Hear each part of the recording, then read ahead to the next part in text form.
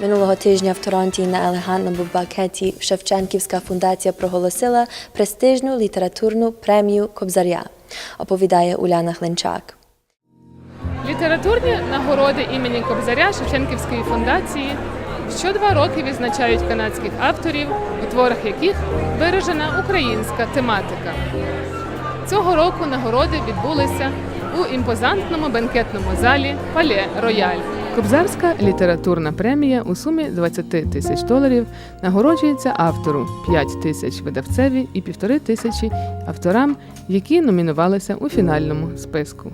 This is the 7th annual Kobzar Literary Awards. 7 times. Somera Sumitserobamo. There have been hundreds of submissions over those 7 years for the Kobzar Literary Awards. There have been 6 prior winners, and this evening is going to be very exciting. Я ще не знаю, Цього року фіналістами були Ерін Мур та її книга «Капуста», Наталія Ханенко-Фрізен та її книга «Ukrainian Otherlands», книга Олександри Різен «Unearthed» та книга Богдана Кордана «No Free Men». Thoughts of home were not far from the minds of the internees. Internment deprived them of their liberty, but removed from their families, they were also in no position to assist those left behind. In Vancouver, Constable Ricketts was called to the Powell Street residence of Katie Fedich. There, in squalid surroundings, he found a woman sobbing uncontrollably over the body of her 6-month-old child. With her father interned at Morrissey, BC, and no food or money in the home, the baby had died of starvation. In broken English, the bereaved mother attempted to communicate her fear for her remaining 4 children. With no money to bury the child, her case was referred to the Associated Charities. We were happy in my grandmother's garden where we'd run down to the creek with its waters that spilled rivulets into the grass, though those waters were forbidden us. So we played instead between the cabbages, between the peas climbing up stretched strings, but above all between the cabbages with their huge heads eaten by insects and worms. The fragrance of the garden was always the smell of these cabbages, of my grandmother that held sun heat and the languor of those days of summer. Just when I finished high school, my parents sent me on a tour to Ukraine. It was not a good experience. It was a very negative experience. I went with the tour, but I did not know anybody on the tour. And at that time, my father was still afraid of going back. My mother, because she had the same last name, she was also afraid of going. So they did not want to come with me. Emotionally, it was a devastating trip. I just couldn't handle it. I grew up with the idea that I was going to be the one carrying on the Ukrainian traditions, the Ukrainian heritage.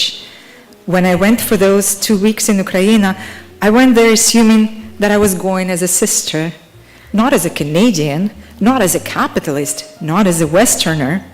I was coming as a family. I was coming as a displaced Ukrainian, and I was returning home. And that was so naive. The shift work paid off, and we moved into a newer, more spacious house. Mom began sending monthly parcels to the Ukraine, lipstick, hosiery, and candy, worth lots on the black market, she explained, and then the discussion was over. Our new house was quiet. No more bellowing train horns and slightly less fighting, because Mom and Father were busy in the larger yard. If they were occupied, things between them were better. Although for me, my parents' increased activities became a source of constant humiliation.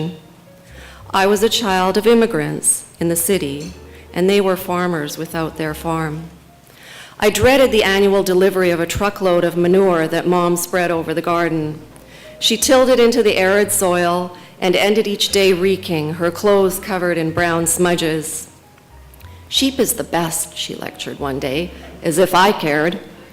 The stench covered the neighborhood like an invisible cloud. No, I don't smell shit, I said to my friends as we played in the nearby park. So Unbound is a collection of writing by 10 women, Ukrainian Canadian women writers about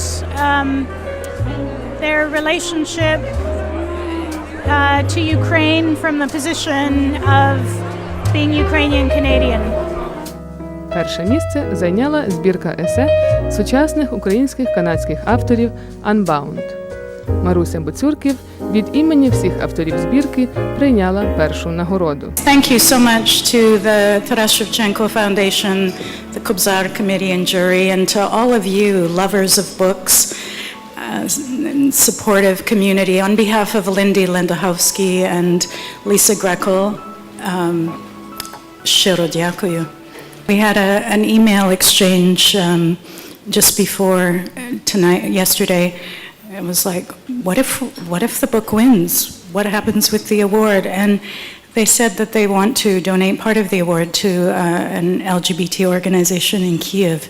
And I was very moved by that. У майбутньому літературні нагороди імені Кобзаря зазнають деяких змін.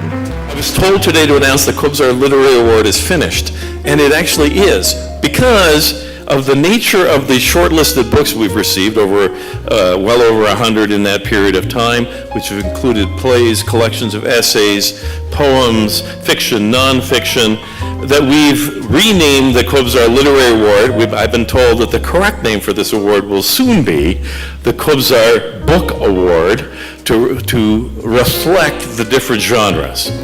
Also, the statuette that we have is being redesigned because tonight's winner will get a new statuette in addition to 20K and 5K for their publisher. So that's sort of the news from this evening. There are some unbelievably great works that are here.